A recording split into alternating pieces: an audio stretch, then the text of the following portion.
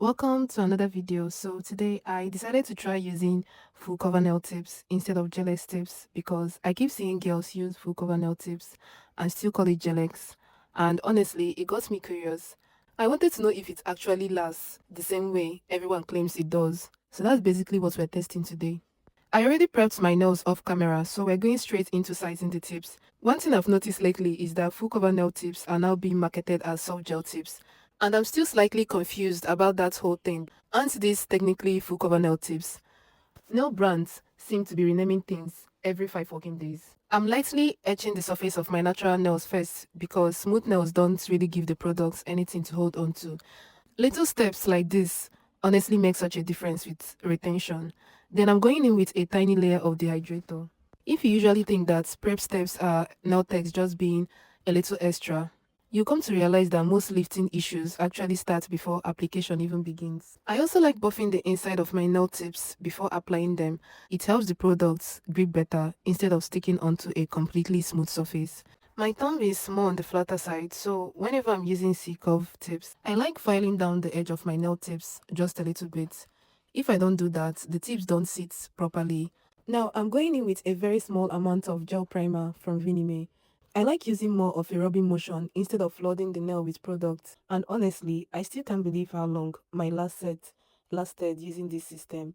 I genuinely wasn't expecting much from it at first, but now I completely understand why most nail techs love this soft gel system so much. After curing that for 60 seconds, it's finally time for tip application. I apply a thin layer of the soft gel glue onto both my natural nails and the tip itself. Then I leave a tiny bit of product near the edge of the nail tip. To apply the tip, I place it at about a 45-degree angle and slowly press it downward until it fully covers my natural nails. Then I cure for 30 seconds. And honestly, if you're a beginner, this part can feel very awkward at first.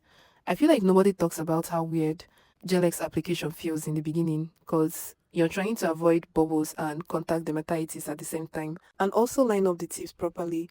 Make sure it's straight and not flood your cuticles all at the same time. It's a lot. But after practicing for a while, your hands eventually get used to the motion and it becomes second nature. Also, I'm using my regular big lamp for this instead of a mini flash scale lamp. So if you don't own one of those tiny table lamps, your normal lamp can still work perfectly fine. Once every finger was done, I cured everything again for 60 seconds. Now my middle finger, this finger and I have beef. It's generally the hardest finger for me when applying extensions.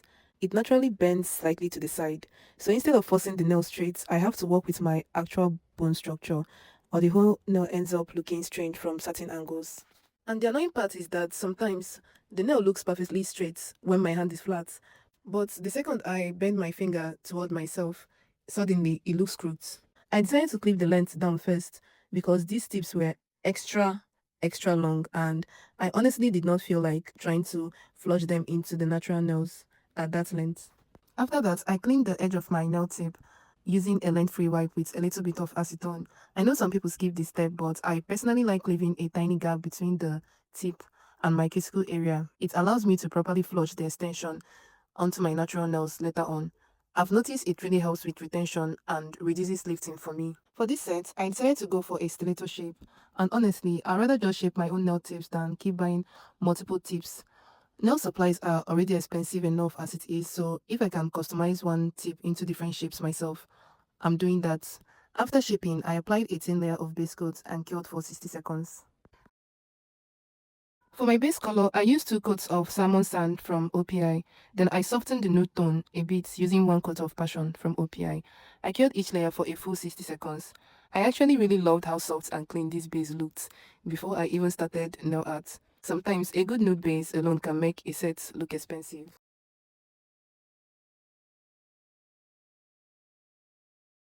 The overall color theme for this set is yellow, but I wanted more of a soft spring yellow instead of something super bright.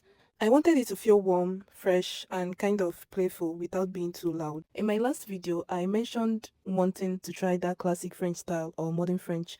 Honestly, I still don't know what people call it anymore, but I decided to try it on my pinky first and I immediately loved how clean it looked. For the yellow shade, I mixed knit sunglasses from OPI with a white gel polish from OPI. I wanted more of a buttery pastel yellow, but somewhere along the line, it started leaning brighter than I originally planned, and at that point, I just accepted my fate and kept going. To finish the look, I added brown polka dots.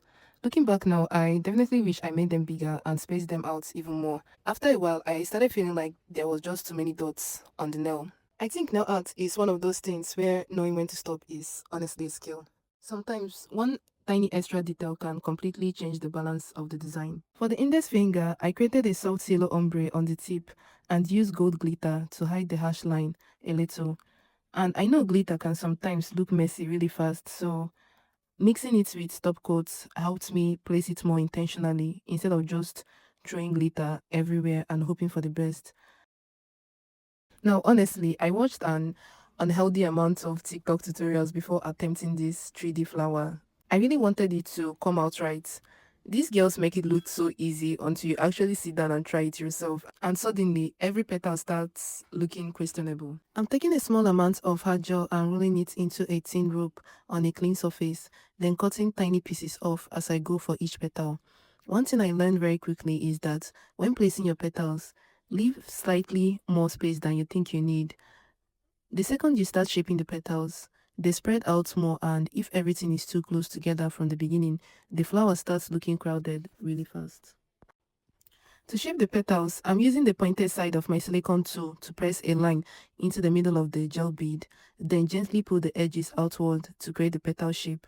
I also lightly press the side and mess with the edges a bit because real flower petals aren't perfectly identical. And honestly, I think that's what makes 3D flowers look prettier. When every single petal is not perfectly uniform, sometimes it starts looking too stiff or too manufactured. The slight imperfections actually makes it look softer and more natural. I also like flash curing each petal before moving on to the next. Hard gel has a mind of its own sometimes. If you leave everything uncured for too long, the petals slowly start melting into each other and all that dimension disappears. And if I mess up one petal, I can easily wipe it off without ruining the entire flower. Trust me, that has happened to me before. You can also pull some petals slightly over the edge of the nail if you want a more realistic look. I feel like flowers look prettier when they are not sitting too perfectly in one tiny circle, like they clocked into work at the same time.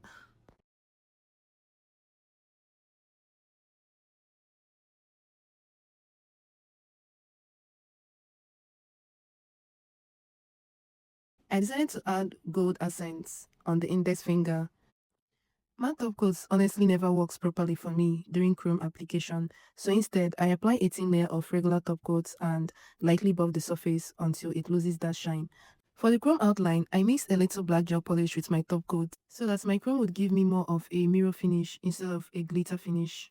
And I'm not even going to lie, I find it very difficult to not use chrome in any of my sets. For this finger, I wanted to create this soft yellow and white floral effect, kind of like flower petals blending into each other.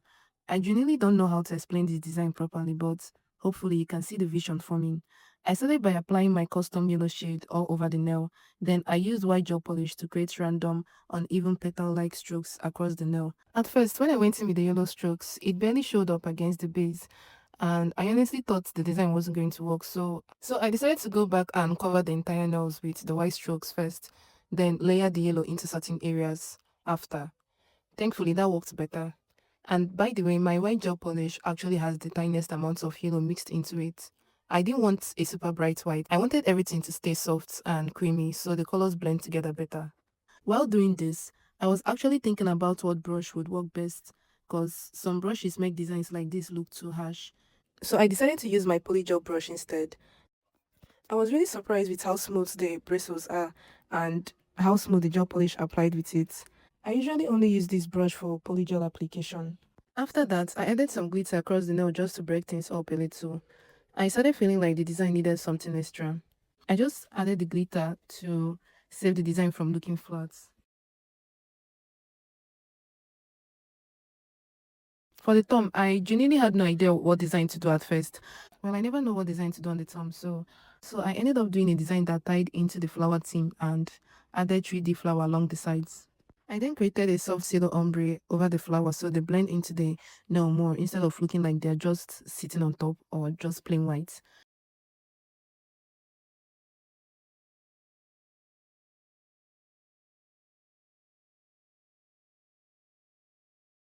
I actually struggled a lot with deciding whether to leave the 3D flower on the middle finger white or color them yellow. I kept staring at it for the longest time.